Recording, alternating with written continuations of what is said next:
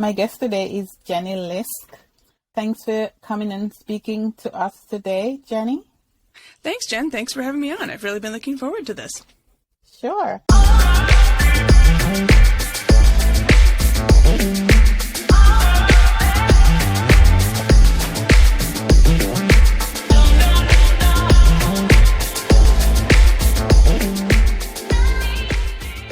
You are the author of Future Widow and the host of, tell me the name of your podcast again. It's called the Widowed Parent Podcast. The Widowed Parent Podcast. Mm-hmm. Jenny's also mom of two daughters. A daughter and a son. Yep, a two daughter teenagers. And a son. Yep. Okay, so we have to get it right. No worries. All right. So first of all, I'm just going to ask you to introduce yourself, Jenny. Sure.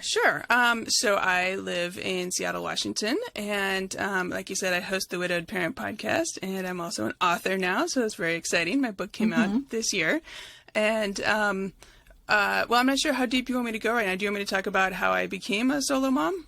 Be free. Yeah, definitely that. Yeah. Yeah. Okay. Well, it started in the most unremarkable way you could maybe imagine. My husband said he'd been feeling a little bit dizzy, and it's like, dizzy. Okay. I mean, we're busy. Maybe he's overtired. Maybe he's dehydrated, right? I mean, who knows? It was a Friday night, so it didn't seem like, the only option really would have been to run to the emergency room, but he wasn't passing out or anything, right? Right. So you can imagine my complete shock when we do see the primary care doctor a couple of weeks later, and he does an MRI, and he says, there's something really wrong with your brain. You need to go see the neurosurgeon tomorrow. Now, normally, surgeons don't see people that fast, right? Yeah. And so the neurosurgeon says, well, we need to cut your skull open the following day. And it was like the shock, like, what is happening, right? Yeah. And it was the start, really, of 8 months of grief and chaos, and the start of a really tragic situation, because in under a year's time, my 9-year-old and my 11-year-old, they were going to have a dead dad. Aww. And I was going to be a widowed parent, and I felt lost, right? Like, how do I do this? I didn't ask for this job. I don't know how to do. I know how to be a regular parent well enough. Yeah. Right? I don't know how to parent grieving kids. Yeah. So I knew I needed to do something about that. Yeah. And I realized, I couldn't be the only widowed parent feeling this way. Right? And so, and because what it really comes down to for me is I think that every parent, every kid deserves a chance to thrive, even if their parent has died. Yeah. Right? So how could I learn and do things to try to help that, both for my own kids, but also for all the other, I realize there are lots of widowed parents out there, unfortunately, and there are more now with the pandemic. In normal times, 1 in 14 kids will lose a parent or sibling before they turn 18. Wow, that's pretty high. Yeah. And that's a U.S. number. I don't know what the number is for Canada, where you are. And there are different numbers in each state in the U.S. So some states like West Virginia, the numbers are much higher. In my state, it's slightly lower, like 1 in 17, I think. But anyway, that's a lot of kids who will lose a parent or a sibling. And by the way, the majority, big majority of that is parent loss. And the sibling loss is a much smaller percentage of that. So I realized that I should do something about that. And I realized that I could start a podcast and go out and interview people. And if I recorded those interviews, I could share out what I was learning with whoever wanted to listen. Yes. Because, realistically, most people who are widowed parents are not going to be taking the time to go and do all these interviews themselves, but I could do that for them, right? And then you just, as you know, podcast, throw it on your phone and listen while you're doing the dishes or driving around or walking the dog. So that's kind of how it all started. And I started the podcast back, actually it was November this time in 2018. Okay. So it's been 3 years. November is Children's Grief Awareness Month. So it was a perfect time to start the podcast. Right. And a perfect time to be talking to you here about this as well. Absolutely. Absolutely. Thank you for sharing that. I can imagine that, being a mother of young children too, and then having to go through the process of watching your husband die, basically. Right. There's so much loss. Like, it's not just that he's gone. There's a lot of loss there. Oh yeah. 8 months of caregiving is not easy and not fun and not something I would wish on anybody. Yes. But what do you say about that? Yeah. So tell me, I'm very sorry that happened the way it did, and that it's just not a pleasant place to be. But you're here, and you're supporting your children, you're raising them, and beyond that, you're sharing what you know, what you've experienced with others, and allowing others to express their feelings about their situation, their grieving process. So, that's really appreciated. I've never had a spouse die. I've had, them run away and not come back, but, which is also hard in a very different way, right? Yes. It's different.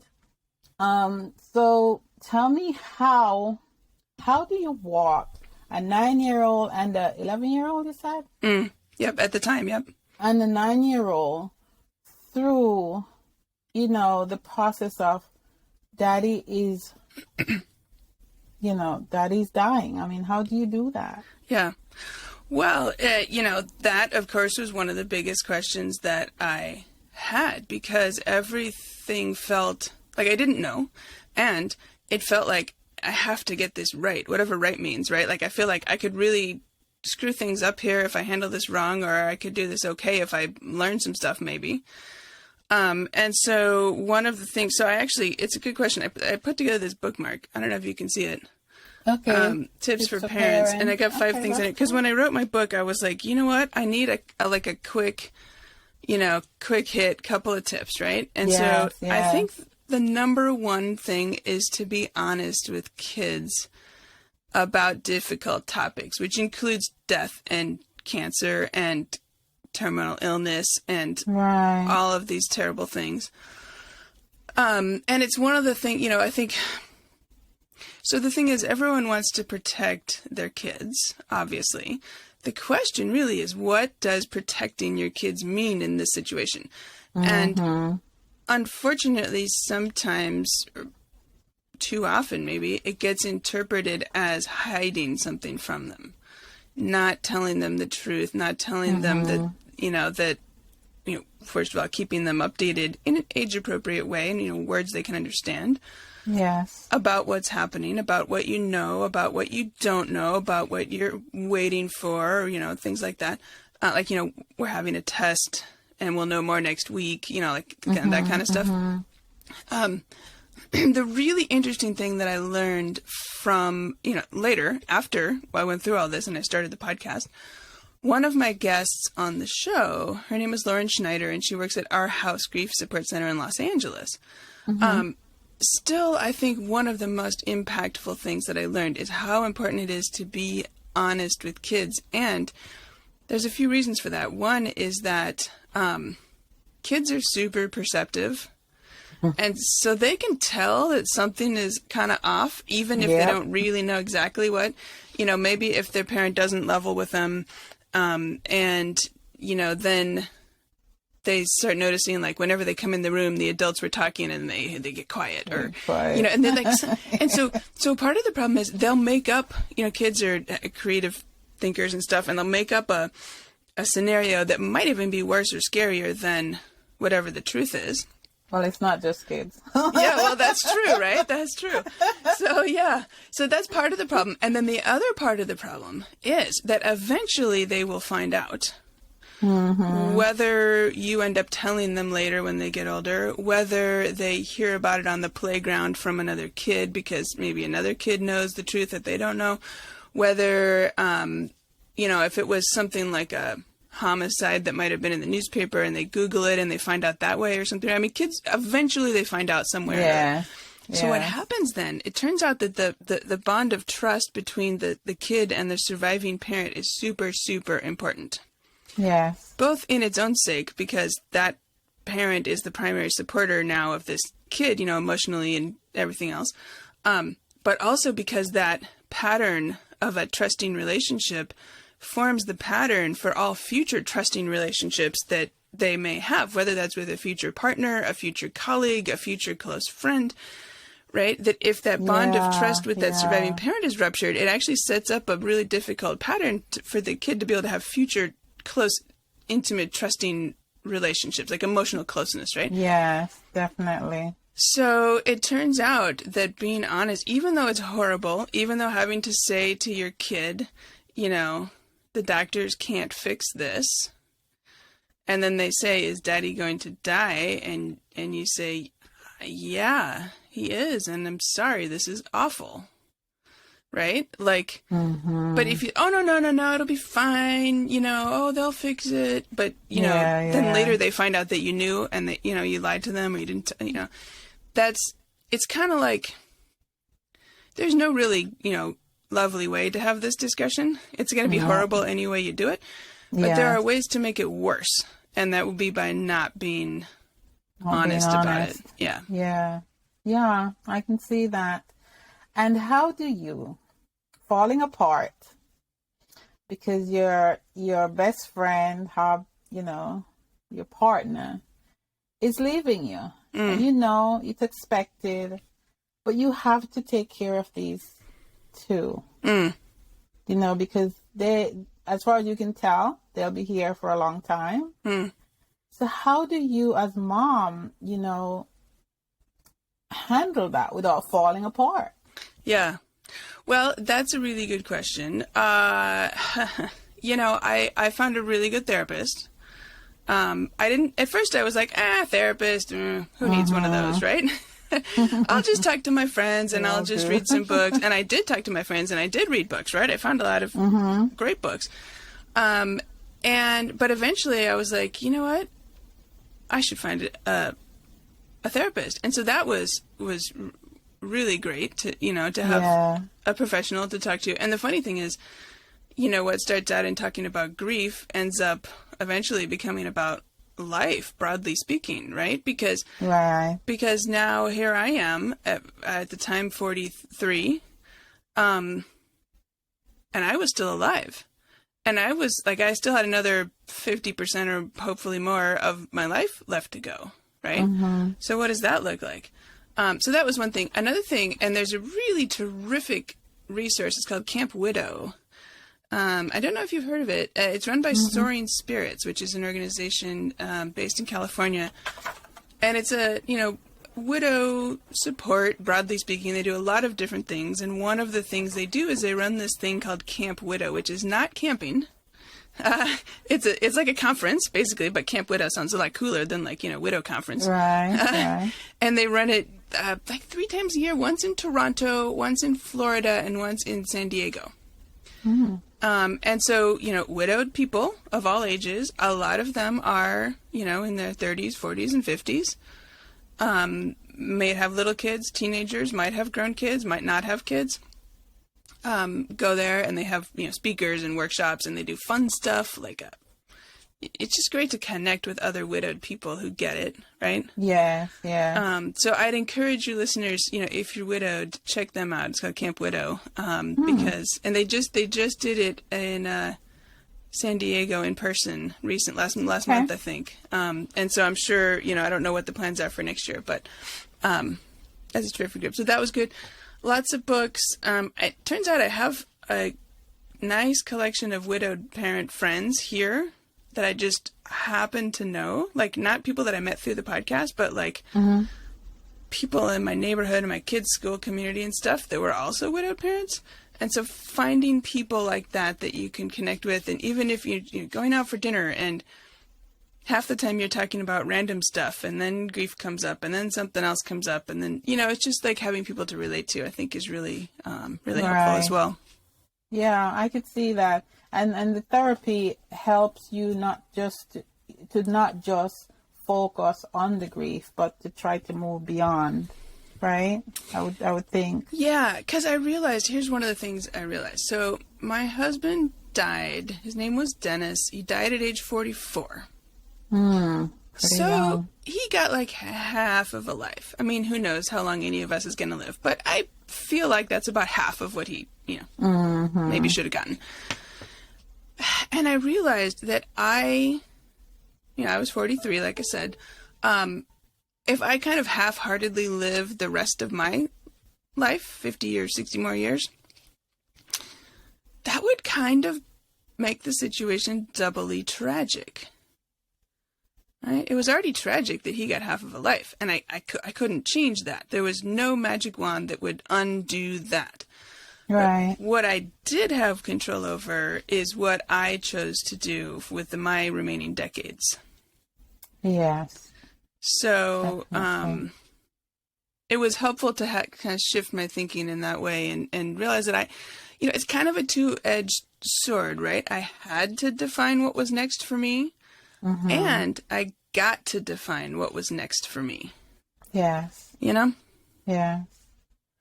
Oh, wow. Thank you. And thanks for sharing, one, and two, thanks for the way you went about it.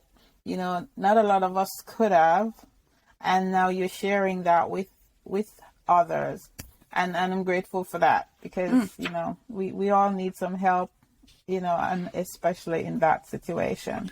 Yeah. And sadly, there's a lot more widowed parents now, right? I mean, there's all the people who are dying COVID. from... Yeah. Everybody's still dying from cancer and car accidents and suicides and airplane crashes and everything else people are dying from in a regular year.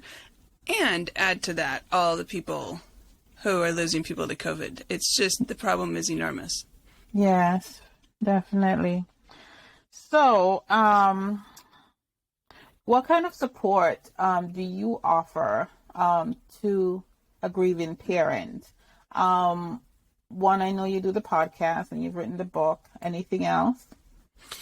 Well, I think the podcast is the best place to start. And so it's actually widowedparentpodcast.com. You can get right to, there's over 100 interviews now, and it's a mix of experts, grief experts and children's grief experts and people who have expertise on different aspects, that would be of interest to widowed parents. And then, interviews with fellow widowed parents who are a bit down the road, who are sharing their stories. And I should point out, it's definitely not just moms. I really make a point of interviewing moms and dads and have listeners who are moms and dads, because I think it's really important, and there aren't as many resources, sadly, for widowed dads. And then the other really interesting category of interviews is people who are now adults, and when they were a kid or a teenager, one of their parents died, and they're reflecting on, what they wish they had known or done, or the adults around them had known or done. And I feel like in order to try to best understand what my kids are going through, hearing that perspective from the perspective of a grown-up grieving child is really helpful. So there's that. And then the book, actually, it's called Future Widow. It's actually for all grieving people. I've had a lot of people read it who've told me, I wasn't sure I should read it because I don't have a terminally ill spouse, or I'm not a widowed parent, but, I'm grieving this other loss, and it turns out it was really helpful for me too. So there's that. Right now, those are the main two. Well, of course, I have an email list, and so I'm sharing out resources, and my website, JennyLisk.com, is the best way to get. Oh, and I almost forgot, actually. I do have a free downloaded guide. Okay. Kind of the top 10 things I've learned from my guests on the show. Oh, okay. And so that's a really good place to start too. And like I said, it's free, and it's at JennyLisk.com/top10.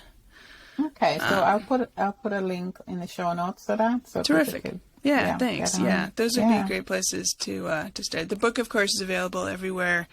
If you go to futurewidowbook.com, you can find your favorite retailer and get it that way.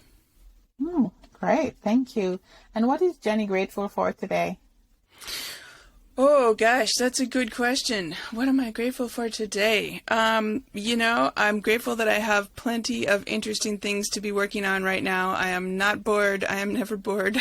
I'm giving a presentation week after next for grief allies, actually, for people who are wanting to support their friends, family, neighbors, colleagues, who are grieving or going through a crisis situation. So, putting the finishing touches on that. So I guess my point is, I'm grateful for having plenty of interesting things to be doing every day. Yes, you're busy helping grieving parents and kids. So, and that in itself is a lot of work, I'm sure, but good work. Yeah. It's always something interesting to work on, and I'm not sure when this is running, but I've got it is Children's Grief Awareness Month, so I've got some promotions going on, some giveaways going on as well. So if this posts while it's still November, then check those out as well. Oh, I definitely will, because of that, simply because of that. Oh, great. Well, so JennyLisk.com/giveaway has those, and actually next week, so the 8th through the 12th of November, I'm giving away 5 books, mine plus 4 others, that would all be of interest to widowed parents. All right. So it's a free, signed copies of, print books. So, it's pretty cool thing. That's a free stuff. Thank you. Yeah, absolutely. Yes. Thanks. And so, having all of this going on with you and being busy working and taking care of your children, how do you practice self-care, and what does that look like for you? Well, what I'm really trying to focus on is making sure I get enough sleep. And I don't always do a good job of that, but I find that's kind of a baseline, like a fundamental. Like, yes. If I don't have enough sleep, it doesn't matter if I do a bubble bath or this or that or whatever, right? Like, true. Getting enough sleep makes everything better, and not getting enough sleep makes everything harder. So I'm really trying to focus on that as the foundation. And early in the pandemic, I decided that might have been one of the most protective things I could do to try to, like, it's not like that would keep me from getting sick, but if I was overtired, I thought my body would be weaker and I might be more vulnerable. So I just decided to start catching up on sleep. And I think I erased 30 years of sleep debt. So my husband and I used to joke about how I had sleep debt from college. 10, 20, and 30 years later, I still had sleep debt from college. But I think babies. I think I erased all that in the early months of the pandemic by deliberately trying to sleep more. So, yeah. Good for you, because, if you don't do it, your body will do it for you. So True.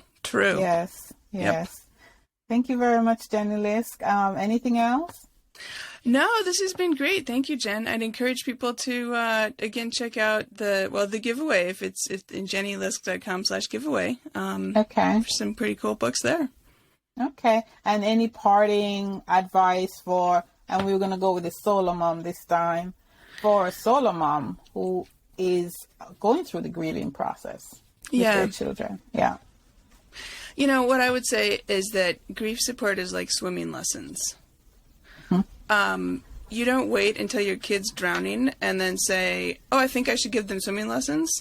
You go ahead and set them up with swimming lessons ahead of time to give them a valuable life skill. And I think that if someone is a solo mom of grieving kids, realizing the grief support for them and for yourself, you don't have to wait until you get to some threshold. Like, how do I know if it's bad enough? Oh, now I'll sign them up for grief support. Yeah. Don't wait until they're drowning. If you go ahead and proactively look for something like that, there are some valuable life skills that can end up being helpful in the long term for yourself and for your kids. Yeah, very good advice. I love it. Thank you. Thank you so much. Sure.